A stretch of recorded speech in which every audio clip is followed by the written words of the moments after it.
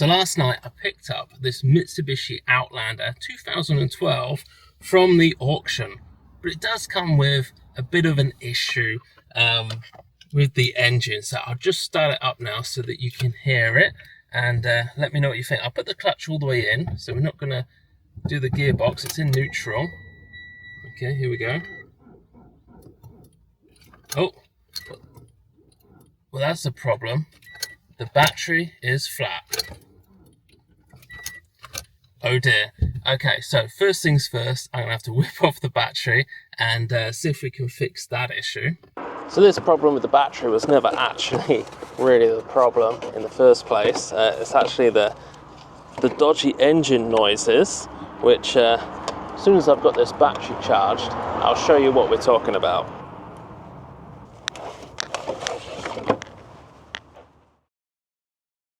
Now, it's been a couple of hours and I just want to check to see what the multimeter reading is. You can see that that's currently 12.56 almost, which should be enough to start it. But of course, starting it wasn't an issue yesterday. The big problem is the noise once it is started, because it's pretty loud. Pretty rattly. Let's see if it works now. Here we go. Okay, can you hear that? That's pretty bad. I'm going to check the battery again just to make sure the alternator's working, because it could be the drive belt pulleys. I'm hoping. Otherwise, it might be the gearbox, which is going to be real tricky. Okay, do let me know what you think about that sound. Now, we're not getting any volts at all in the volt reader, it's just saying 0. I don't know why. I think the main problem could be over here in these pulleys.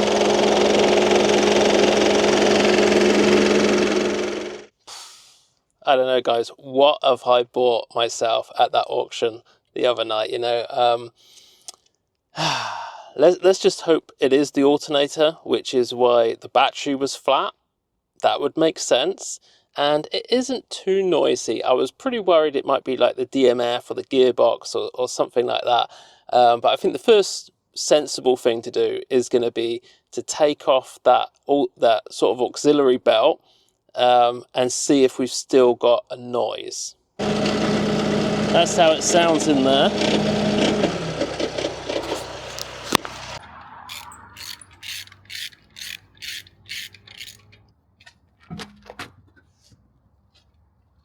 Yeah, looking not the best, pretty rusty.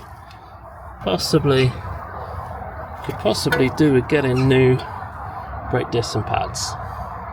Okay, so what I've done so far is I've just taken off the, the belt, the drive belt here, and let me just pull it off from the bottom. You can see that's off now.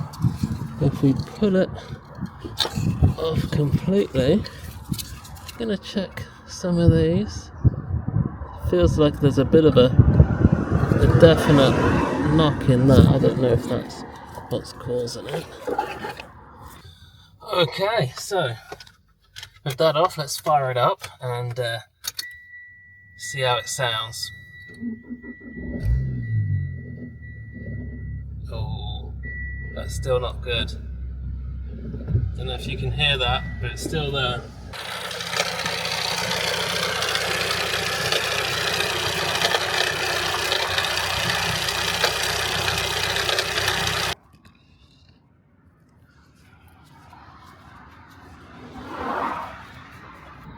Looking up there, we have got a lot of oil leaking, and it looks as though it's coming from higher up. It is all over this pipe, all over the place, all over the, I think that there is the aircon unit. But yeah, there's oil up there as well. Yep, maybe just give it a bit of a clean up and see what it's like in the morning.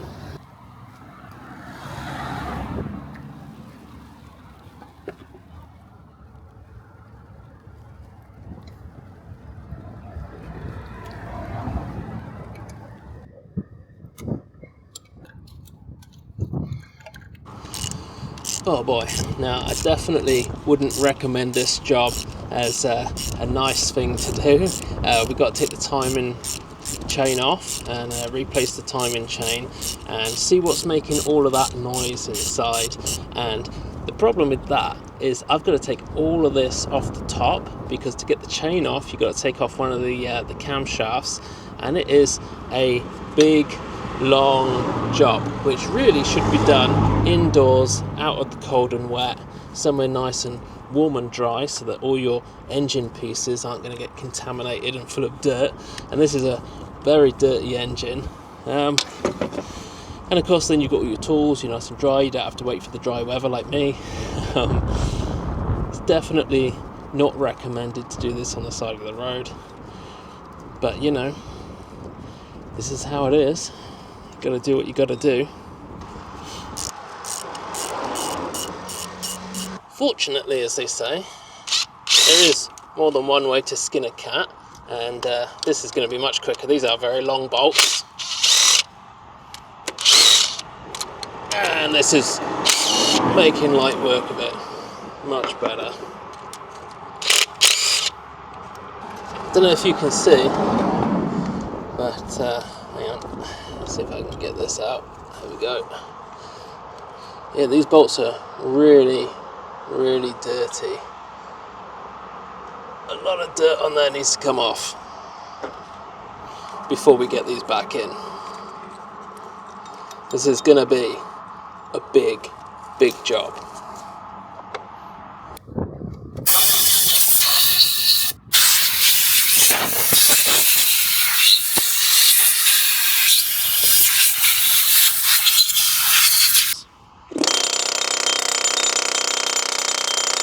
Unfortunately, I got that from this Chinese video here, which made it look super easy, but that wasn't to be. Instead, I had to wait through the rain for at least a week or two for some new tools to try again. So finally, the rain has stopped, so I can give this another go. This time with the new tool, nice and shiny here. So fingers crossed, this is going to work.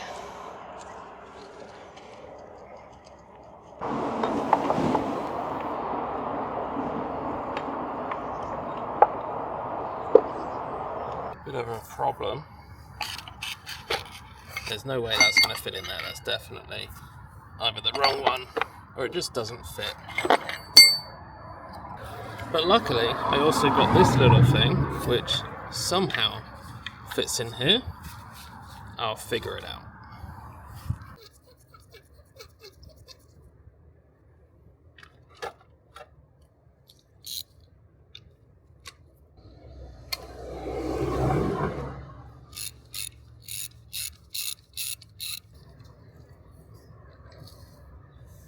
So, now that that's out, we should be able to screw something into the remaining hole. Okay, this hole in here, and hopefully we might actually get this injector out.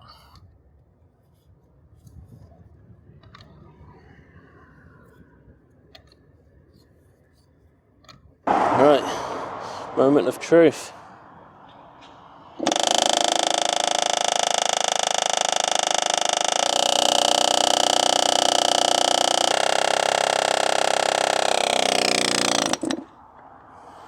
There we go, and just like that, number one out. And as you can see, that is looking absolutely disgusting.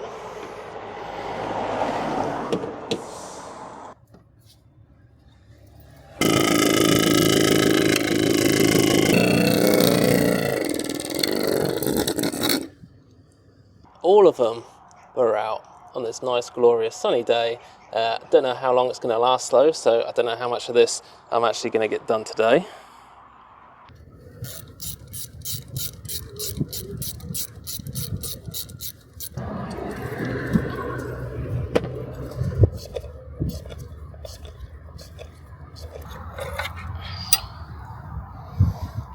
Okay, so as we can see, that is pretty dirty. In fact, I don't know if I've ever seen an engine quite this absolutely filthy before on the inside. This is gross.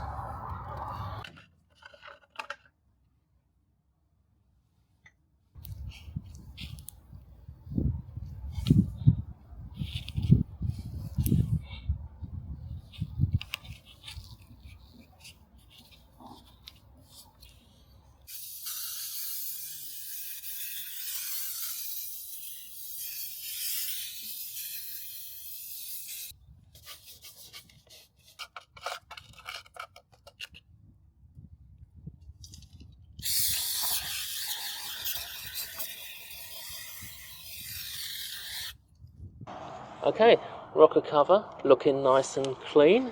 It'll have to do for now because apparently it's going to be raining again tomorrow. So I'm just going to stick this on lightly just to keep some of the damp out. And it's a good job I did because lo and behold, it rained again for a good few days until we could start again. Right, so it is now a new day and just going to whip this off, maybe clean up some of the oil spilling up here, because today we're going to be doing the timing chain and hopefully get this thing off which is causing this oil leak as well, and getting in some new O-rings. Wow, this thing is obviously pretty useless.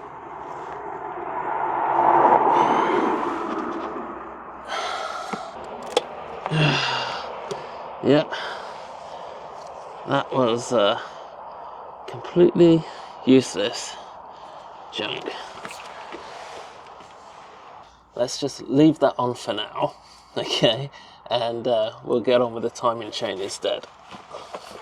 It took quite a bit of elbow grease and a lot of banging with a hammer and a chisel, but eventually we managed to get the sump off, and we can now see the engine balancer, which not all engines have, but this one does have one. It's just to sort of balance out the engine, make it sound a little bit smoother. And this is a common fault, so it normally breaks down around the front here near the timing side, but this one looks to be fine. What doesn't look so fine is the state of this sump over here. So as you can see, we've got quite a lot of dents there from the battle to get it off. They're a bit bendy over here as well, but I'll sort all that in a moment. Now just look how much oil there is left in here. So if you ever wondered why sometimes you change your oil and, you know, after a week you've already got black oil again, well, this is why, you know, because not all of the oil actually comes out. In fact, quite a bit still left in there. So I'm just going to give this a quick spray and a wipe, and boom, just like that, it is all nice and clean again. Also this side as well, nice and clean, ready to go back on. The only thing we really need to do is hammer out some of these bits which desperately need a bit of flattening out.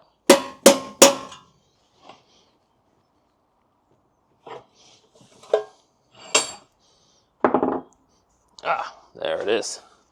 Now, something that I noticed when we drained the oil out of here was that there was no copper washer. And now that we've taken the sump off, I can definitely confirm there's definitely no copper washer for here, where there should be one. Obviously, it's common sense. Checked online, obviously it is supposed to have a copper washer. So what I did, rather than paying the $20 that you have to pay for a Mitsubishi sump plug washer, I just got these from Temu, and there's all different sizes in here, and I'm pretty sure one of them is gonna fit. So we'll just grab the biggest one. That looks about right. And does it fit? Yes, it does. There you go. So this was about £5 on Temu or something for a whole set of washers. Then just pop them in. There we go, all torqued up, lovely job. So the first thing we need to do today then is get this engine mount off. down here. It's quite a tight job to get to these bolts. First things first, we just have to support the engine, make sure it doesn't just completely fall off. I don't want to dent this. Just going to take that off again. So normally, this bit in here is what makes all the noise. All that clunking. It definitely looks as though this could be causing a lot of that rattle. Yeah, for sure. So, definitely, what we're going to have to do is remove that, take that out.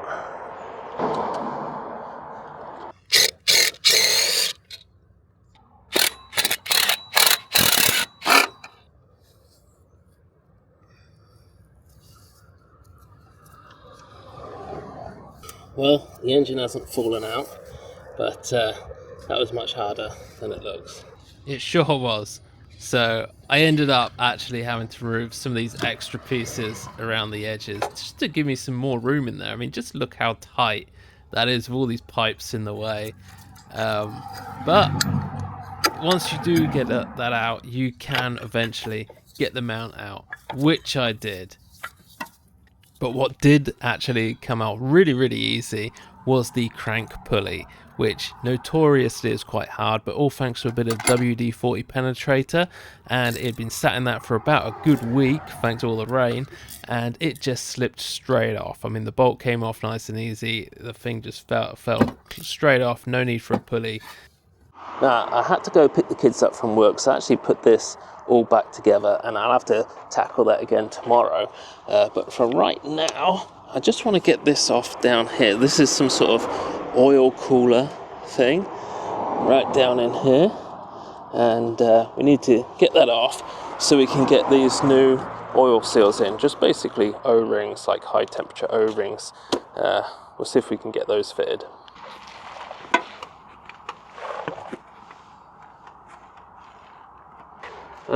We sprung a leak. So, don't know if you can see that. That's the two O-rings there. We'll replace those, and hopefully that should stop the leak.